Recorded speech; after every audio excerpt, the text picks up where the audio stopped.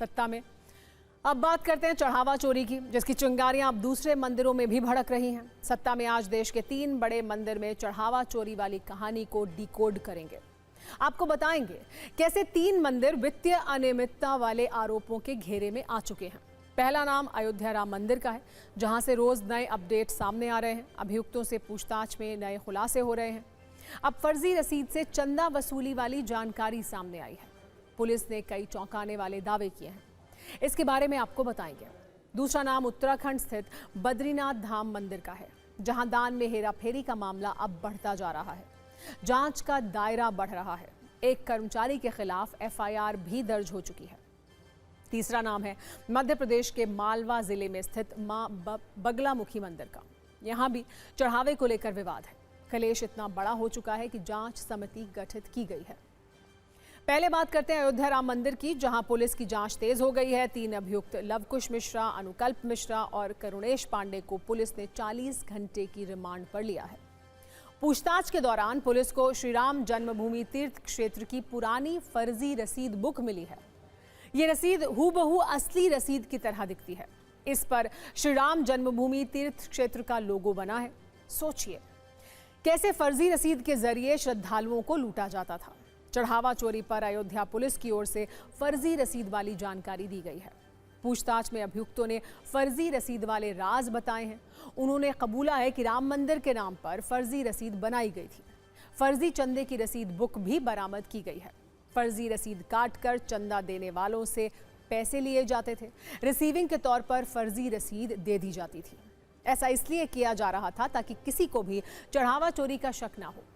अब अभियुक्तों के पास से भी फर्जी रसीद की बुक मिली है। अब नई व्यवस्था के तहत रसीद ऑनलाइन मिलती है, इसलिए इन लोगों ने इन रसीदों का इस्तेमाल करना बंद कर दिया था।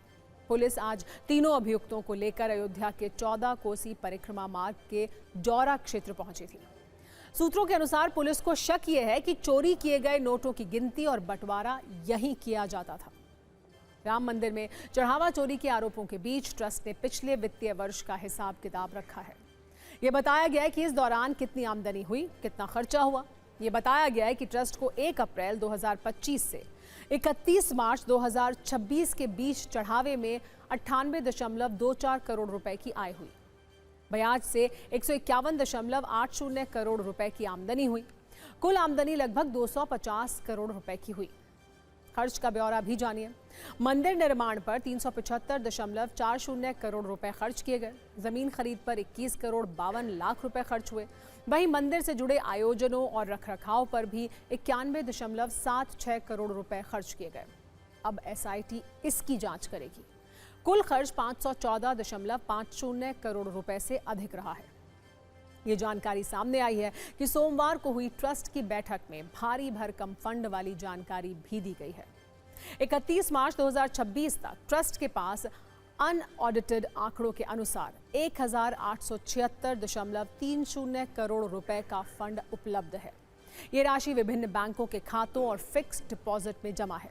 दी गई जानकारी के अनुसार स्टेट बैंक ऑफ इंडिया में 791 करोड़ रुपए, बैंक ऑफ बड़ौदा में 327.30 करोड़ रुपए, पंजाब नेशनल बैंक में 652.88 करोड़ रुपए, म्यूचुअल फंड में निवेश 87 करोड़ रुपए का है। यह भी बताया गया है कि फंड का बड़ा हिस्सा एफडी में सुरक्षित रखा गया है, ताकि ब्याज से नियमित आय होती रहे और मंदिर के भविष्य के कार्यों के लिए मजबूत आधार तैयार हो। बड़ी बात यह है कि इन सभी आंकड़ों और आरोपों की एसआईटी जांच होगी। पूरी तैयारी इसको लेकर की गई है। चढ़ावे में अनियमितताओं के आरोप लगने के बाद एसआईटी की जांच हो रही है। एसआईटी अब ट्रस्ट के पूरे आय व्यय का बारीकी से ऑडिट कर रही है। नोट करने वाली बात यह भी है कि एसआईटी की जांच में पिछले वित्तीय वर्ष का ब्यौरा भी शामिल है। आंकड़ों, खर्चों के दस्तावेज और फंड के उपयोग की जांच भी शामिल होगी।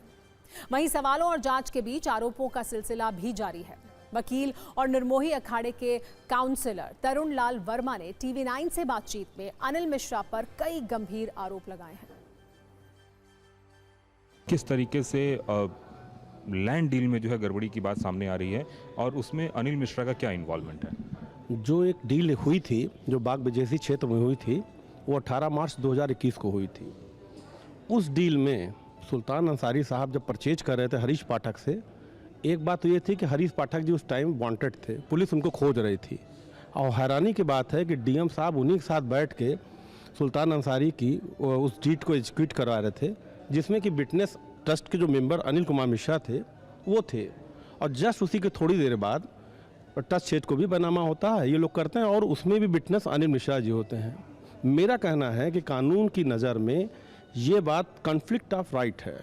जो पूरा ज़मीन बिका, जैसे कीमत की अगर बात करें तो लगभग 1.5 करोड़ की ज़मीन जो है सीधे 18 करोड़ के हो गई, तो आपको लगता है कि एज ए विटनेस वो कहीं ना कहीं ट्रस्ट को नुकसान पहुंचा रहे थे इस तरीके से? डेफिनेटली आप ये देखिए कि 2 करोड़ में परचेजिंग होती है, बिलो 2 करोड़ में परचेजिंग हो रही है उसी दिन 18 मार्च 21 को, और 18 मार्च 21 को फिर 8.5 करोड़ में बिक जा रही है।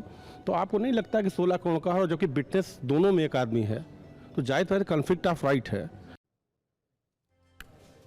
राम मंदिर से आ रहे चढ़ावा चोरी वाले राज के बीच अयोध्या में पिछले कुछ घंटों से बड़ी हलचल है।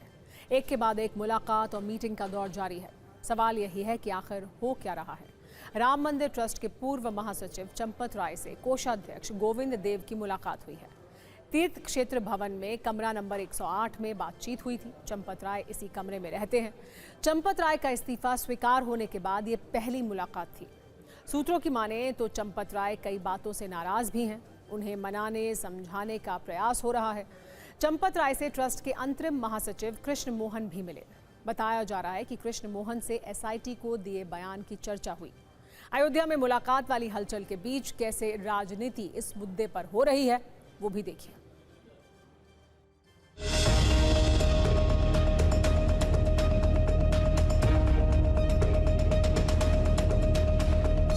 नहीं, किसी को बाहर नहीं किया है।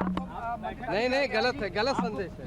हमारे प्रभु को काल्पनिक बोलने वाले लोग किस मुंह से आज अयोध्या में आस्था की बात कर रहे हैं? राम की विरासत को बदनाम करने की साजिश और एक ठेका लगता है समाजवादी पार्टी और कांग्रेस ने ले लिया है। फिर इसमें पूरे ट्रस्ट को बदनाम करने, पूरी अयोध्या पर उंगली उठाने, प्रभु श्री राम की विरासत को अपमानित करने का औचित्य कहां से होता था?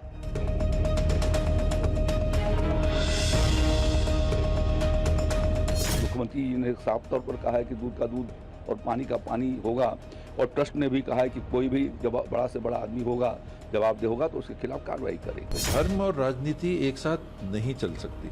अब ये दोनों एक साथ अगर आप चलाने की कोशिश करोगे तो हमेशा धर्म पे ही आंच आएगी। अयोध्या मंदिर के मामले में इतना हो पावरफुल आदमी होगा, अगर दोषी है तो उसको बख्शेंगे नहीं। ये ऐलान मुख्यमंत्री जी का भी है और काम भी चल रहा है। So all are responsible because all people involved in it from the beginning to the end, they are related to RSS and BJP. There is no difference on that. But instead of finding out truth, they will try to conceal the truth, save the people in the upper strata, and lower level people will be identified and blamed. It is a normal practice of this system and BJP government.